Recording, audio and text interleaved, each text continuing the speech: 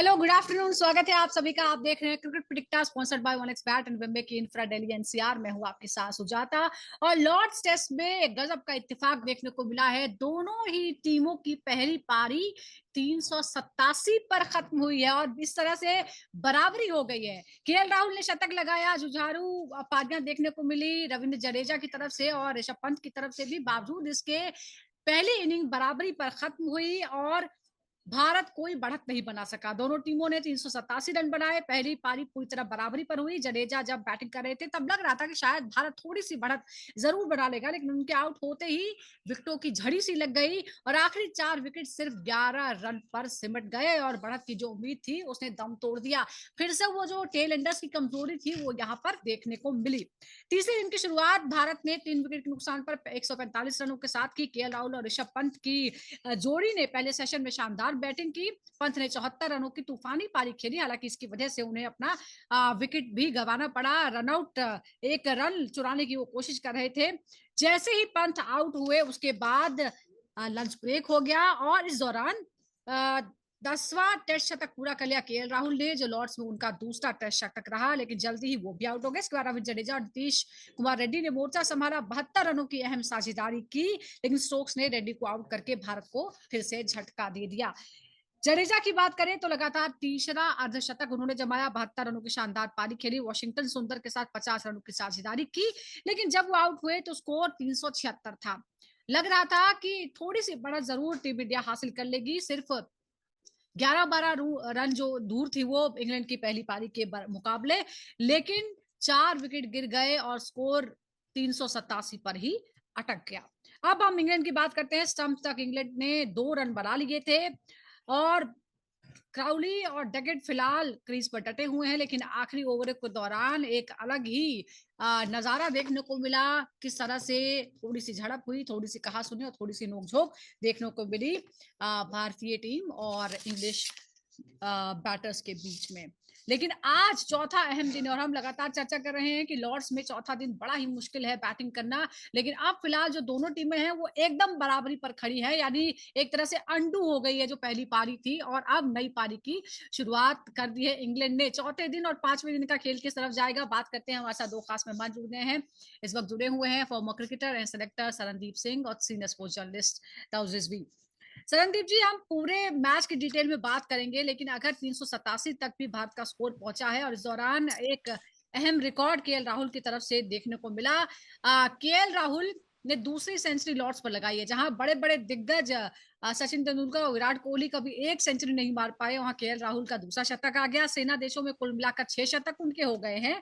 जो हाल का प्रदर्शन रहा है केएल राहुल का, आपको लगता है कि जिस तरह से उनको क्रिटिसिज्म झेलना पड़ा या उनकी जगह भी पक्की है नहीं है, बड़े तरह के कई बार सवाल उठते हैं, क्या आपको लगता है कि वो सारे सवाल जो हैं उनका जवाब देने के लिए ये पारी कितनी अहम है? हाँ जी, बिल्कुल। देखिए, बहुत ही अहम पारी थी यहाँ पे केएल राहुल का वो शतक जो उन्होंने बनाया वहाँ पे, क्योंकि वो शतक ही जो था वो कहीं न कहीं भारत को 387 के पास ले गया, क्योंकि उनको बड़ी खूबसूरती से कंट्रीब्यूट किया। उनके साथ आके ऋषभ पंत ने जो ओवरनाइट उनके साथ बैटर से वेरी फर्स्ट बॉल से उन्होंने चार्ज करना शुरू कर दिया, इंग्लैंड गेंदबाजों को सेटल नहीं होने दिया उन्होंने। तो वो एक अच्छी चीज़ हुई है। रविंद्र जडेजा, एक ये जैसे ये खिलाड़ी आके साझेदारी करता है, ये बड़ी-बड़ी पारियाँ खेलता है। ये जो हम 387 के पास पहुंचे, ये रविंद्र जडेजा की मदद की वजह से ही पहुंचे। कौन पिछले टेस्ट मैच में रन बनाए तो हम टेस्ट मैच जीते। इस टेस्ट मैच में देखिए, अगर वो रन नहीं बनाते तो शायद कहीं ना कहीं जो बढ़त थी वो इंग्लैंड के पास ज्यादा हो जाती। हम्म। अभी वो ऐसी चीजें नहीं हुई। अभी दोनों टीमें बराबरी पे हैं। और जो सवाल आपने उसकी सिलेक्शन का किया था केएल राहुल का, कि बड़े समय से हो रहा था,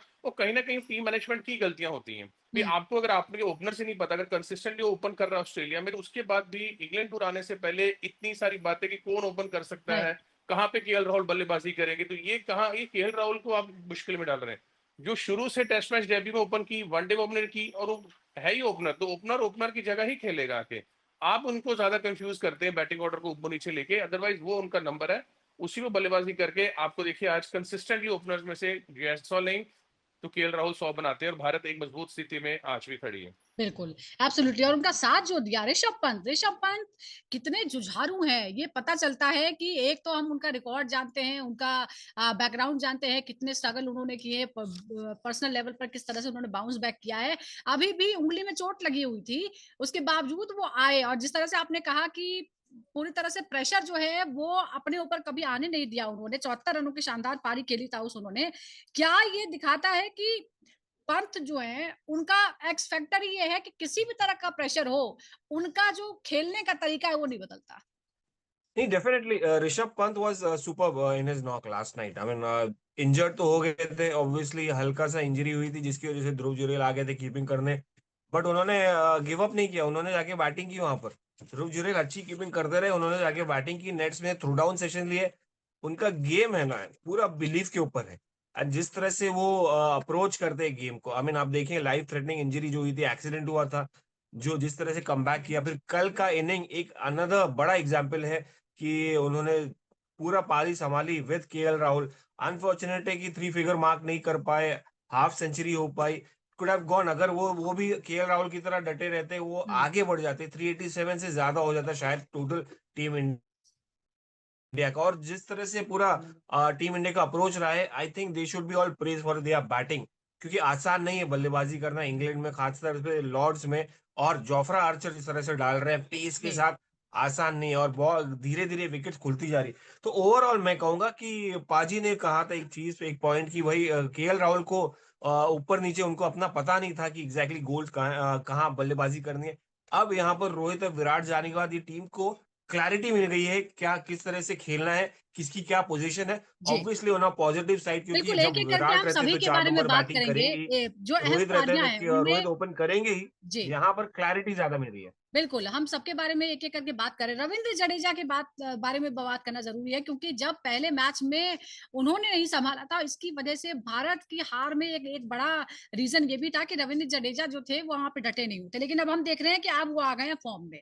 बहुत ही शांत अंदाज में 72 रन बनाए, रेड्डी के साथ अहम साझेदारी की। आप संदीप जी, आप क्या मानते हैं, ये जो 72 रनों की जडेजा की पारी थी और जिस तरह से पारी को उन्होंने सँभाला, आपको लगता है कि इसने एक तरह से भारत को मुश्किल में पड़ने से बचा लिया है, वरना हम शायद ट्रेल कर रहे होते? जी बिल्कुल, डेफिनेटली रविंद्र जडेजा, और पहली बार नहीं है, बहुत सालों से, अगर लगातार 3-4 हम्म। साल पुराने रिकॉर्ड्स आप देखें, तो जब जब भारत को जरूरत पड़ी है, रविंद्र जडेजा ने ही निकाला। खाली टेस्ट मैचेस नहीं, ओडीआईज में भी ये नंबर 4 पे बल्लेबाजी करने आए हैं बहुत जगह जाके। तो ये एक अच्छा साइन है कि आपके लोड और रन बना रहे हैं। बट रन देखिए इसलिए बन रहे हैं, भारतीय टीम थोड़ा हैवी इस टाइम अच्छा लग रही है कि इंग्लैंड का जो गेंदबाजी अटैक है वो इतना ज्यादा कमजोर है कि वो किसी भी टीम को बीट नहीं कर सकते। आज अगर आप जिम्बाब्वे भी सामने खेल रहे हो ना, तो वो भी इनके सामने 300-400 रन लगा सकते हैं।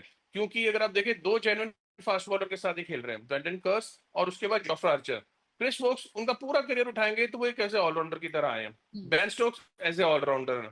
शोएब बशीर अब वो है कि नहीं है, वो उतना उनको फर्क नहीं पड़ रहा कि उतनी गेंदबाजी में वो बाइट नहीं है, वो टर्न नहीं हो रहा, वो मुश्किल नहीं कर रहे, वो कंसिस्टेंसी नहीं उनके पास कि वो भारतीय बल्लेबाजों को तंग कर सके। इसलिए जो है कि मैंने कल भी कहा था कि 387 बनाए जरूर, भारतीय बल्लेबाज इजीली इसको चेस करेंगे। इंग्लैंड के पास वो गेंदबाजी नहीं है, वो बिग टाइम स्ट्रगल कर रही है।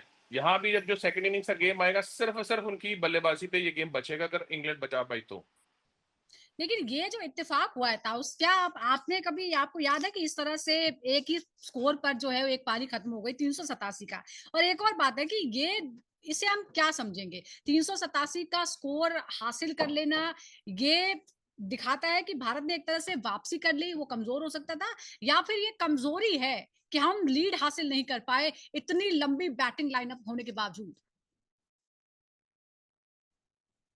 नहीं नहीं नहीं नहीं, मैं बिल्कुल सी लीड तो हासिल कर सकते थे अगर पंत होते, but again I think it's still a victory. ये जीत है हम्म। टीम इंडिया की बल्लेबाजी की, जिस तरह से उन्होंने गेम किया है, ग्राइंड किया है रविंद्र जडेजा ने, या ऋषभ पंत ने अपना बिलीव दिखाया, या केएल राहुल ने अपना क्लास दिखाया।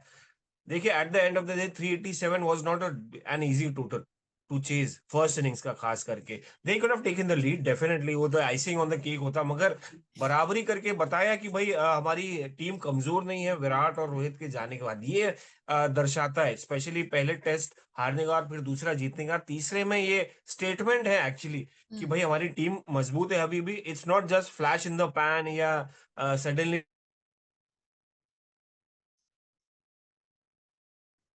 कंसिस्टेंट, और ये स्टेटमेंट है चाहे रिजल्ट आए या नहीं आए, क्योंकि देखिए आज चौथा दिन है, आज हम्म। चौथा दिन ये बैस बॉल क्रिकेट देख खेलना चाहेंगे इंग्लैंड।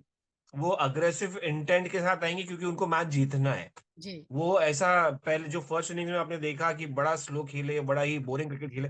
सेकेंड इनिंग्स क्योंकि आपका समय कम हो गया है, हम्म। चौथा और पांचवा दिन है, आपको पांचवें दिन में इंडिया को बल्लेबाजी करानी है। अब ओनस प्रेशर है टीम इंग्लैंड पे इस वक्त। सही। 387 किया मतलब वो एक कितने रन बड़ी स्कोर बात है। करती है, और मैं कब इसको डिक्लेयर जीत करती मानना है, या चाहूंगा, फिर साइकोलॉजिकल हमारे विन जो बात, क्योंकि बॉलर्स हैं बहुत उन्हें सारे लोग पहले एक्सपेक्ट ही कर रहे थे कि नहीं कर पाएंगे, जी इंक्लूडिंग मी। आउट कर देते हैं।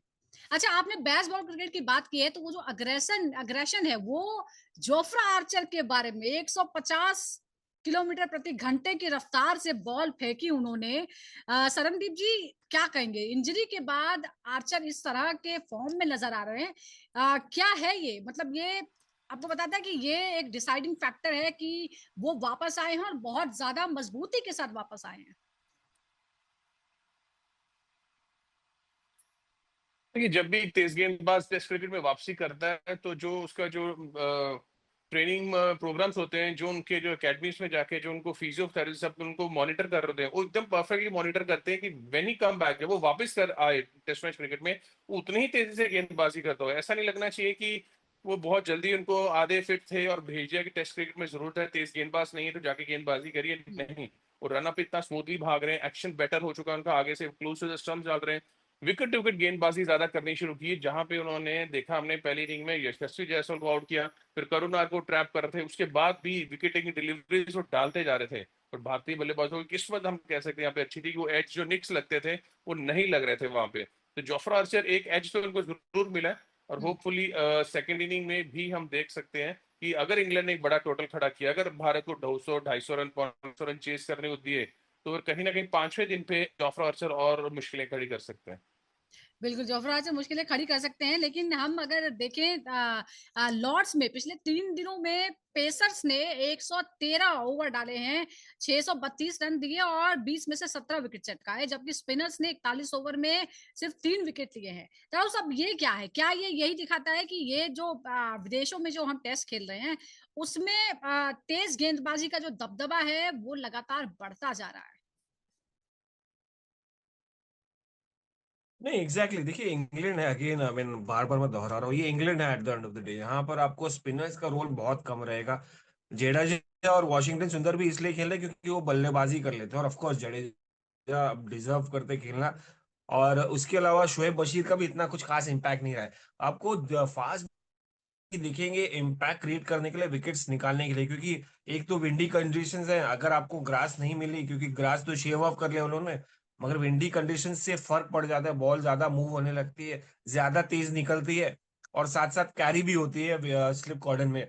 तो कहीं ना कहीं फास्ट बॉलर्स का एक बड़ा रोल है, और खास करके अगर आप 140 डाल रहे हैं जोफ्रा आर्चर जैसे या जसप्रीत बुमराह जैसे लगातार, हमारे पास बेस्ट पार्टी है कि हमारे पास जो 135 के ऊपर डाल सकते हैं, और हम्म। जिनके लिए विकेट कीपर पीछे रहता है, एक तो वर्क हॉर्स मोहम्मद सिराज जैसे वो, और आकाशदीप।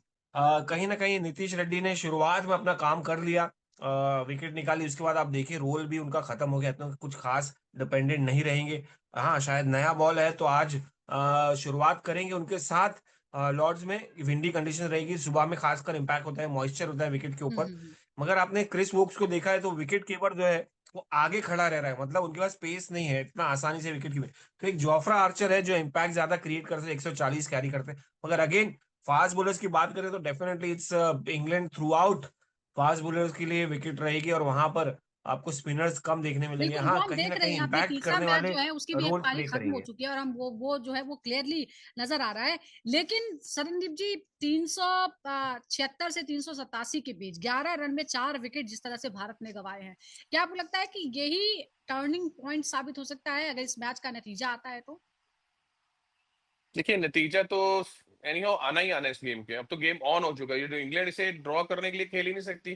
दो हम्म। दिन बल्लेबाजी आपको जसप्रीत बुमराह, मोहम्मद सिराज, आकाश जी के सामने आप कर ही नहीं पाएंगे बल्लेबाजी। आप तो जो पॉजिटिव इंटेंट है, जो क्रिकेट खेल सकते हैं, आप उसे खेलिए, और एक टारगेट सेट कर सकते हैं 250 300 का भारत के सामने, कि ऐसा टारगेट कि भारत उसे चेस करने के लिए जाए।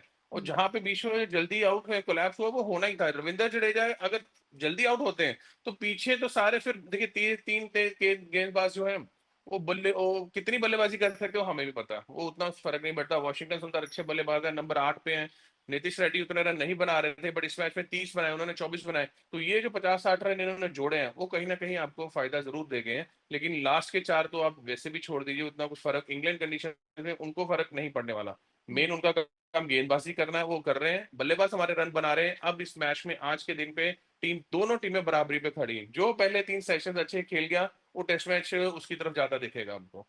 बिल्कुल ये इंपॉर्टेंट है, लेकिन एक इस बीच जो बॉडी लैंग्वेज है, सेलिब्रेशन है, उसका भी जिक्र करना बहुत जरूरी है। और जो ध्यान खींचा गया, बेन स्टोक जिस तरह से सेलिब्रेट करते नजर आए, जिस तरह का अग्रेशन उन्होंने दिखाया जब पंत रन आउट हुए, ये क्या दिखाता है ताउस? क्या ये एक साइकोलॉजिकल बैटल की तरह था, जो वहां पर उनको लगता था कि ये जो एक दीवार है वो ढही है तो ये बहुत बड़ी राहत है? देखिए ये टीम ये सीरीज है ना अभी धीरे धीरे एकदम गर्म होती जा रही है। तवे पे रख दिया ऐसा, क्योंकि आपने देखा है सिर्फ बेन स्टोक्स नहीं, बेन स्टोक्स तो obviously as a captain celebrate तो करेंगे ही। और वो आंखों में आंखें डाल के देखने वाली बात जो मैंने शुरुआत में की थी सीरीज के पहले, उसको डिनाई कर स्युभमन गिल जिस तरह से अप्रोच कर रहे हैं, आखिर आखिर तक आप देखेंगे जी। जैक क्रॉली के साथ उनका जो पंगा हुआ, जिस तरह से उन्होंने स्लेज किया, जिस तरह से उन्होंने कहा कि भाई गट्स दिखाई अपने, यस। ये सीरीज एकदम ही नेक्स्ट लेवल पे जा रही है। तो हमको जो मिस कर रहे थे हम विराट कोहली को टीम इंडिया के लिए या बेन स्टोक्स को, उनका नेचर ही है। Shubman Gill was completely a soft guy, somebody who was under study of Virat Kohli and Rohit Sharma. यहाँ पर मुझे वो ज्यादा सरप्राइजिंग लगा रादर देन बेन स्टोक, जो ऑब्वियसली है यार, इतने साल से जी। खेले, एक बड़े खिलाड़ी, उनको पता है how to go under the skin of cricket bowler batters. और बहुत ज्यादा इंपॉर्टेंट रहता है जब आप बड़ा लेवल खेले, अंडर द स्किन जाना, हम्म। लो स्लेज करना एक तरीके से दिमाग बैट्समैन का डिस्ट्रैक्ट करने का एक तरीका होता है, और टीम को बॉक डाउन करने का, सामने वाली टीम का मोराल डाउन करने का वो एक तरीका होता है। जी। और जो शुभमन गिल का, वो मुझे ज्यादा प्रभावित लगा। I am very impress by that, क्योंकि आज के दौर में देखिए जहां पर कॉन्फिडेंस लेके आते हैं बैट्समैन, जहां पर बिलीफ लेके आते हैं, आपको कहीं ना कहीं फाइन तो कटवानी पड़ेगी, आईसीसी के रूल के बाहर जाना पड़ेगा, और एंटरटेनिंग एक सिनेमा हो जाता है cricket at the end of the day. I am very impress with Shubman, although वो ज्यादा ओवर लाइन क्रॉस नहीं होनी चाहिए, नहीं तो कहीं ना कहीं डिस्ट्रैक्शन हो जाएगा, उनकी बैटिंग पे इम्पैक्ट हो जाएगा, मतलब लोग ज्यादा सवाल करेंगे उस पे, बिल्कुल। ना कि उनकी बैटिंग देखेंगे। तो कहीं ना कहीं I think it's a fun series. और हाँ, ये हीटेड मोमेंट्स आएंगे, और बहुत सारे आएंगे अभी अगले कुछ दिनों टेस्ट मैचेस में। अच्छा, और एक और बात है संदीप जी, क्या आपको लगता है कि अब हम एक तरह से मान लें कि पहली पारी का तो कोई कोई वैल्यू रही नहीं है, तो अब जो गेम है वो चौथे दिन जो है वो पूरा दबाव जो होगा, दोनों ही टीमों पर सारा प्रेशर चौथे दिन ही होगा? जी बिल्कुल। देखिए अब ये जो गेम है ना, ये ज्यादा साइकोलॉजिकल खेली जाएगी, क्योंकि अब ये कौन कितना मेंटली स्ट्रांग है और किस अप्रोच के साथ आज इंग्लैंड बल्लेबाज बल्लेबाजी करने आते हैं।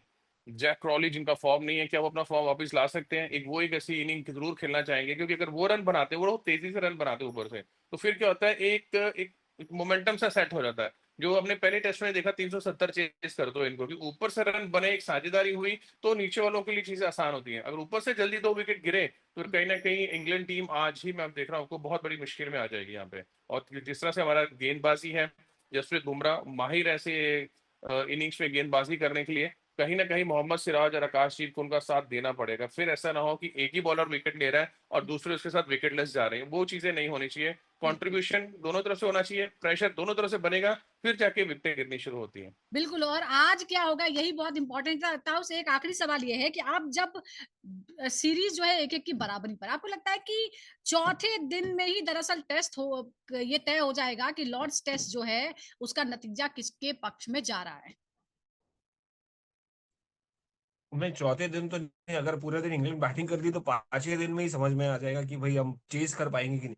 सी अगेन मुश्किल है, देखिए आसान नहीं रहेगा टीम इंडिया के लिए कि भाई हम 250 के ऊपर भी अगर उन्होंने दे दिया टारगेट, तो हमारे लिए आसान नहीं रहेगा। मगर टीम इंडिया ने ऐसी जबरदस्त बैटिंग की है ना फर्स्ट इनिंग में, कि वो एक बिलीफ सिस्टम है, वो सिर्फ टीम में नहीं है, वो फैंस में भी आ गया कि 387 भी रखोगे तो हम वो चेज करेंगे, वो बराबर कर लेंगे। और ये टीम के साथ जो जिनके पास विराट और रोहित नहीं है, बट अगेन मैं कहूंगा कि यार एक पांचवें दिन तक टेस्ट जाएगा, और हाँ।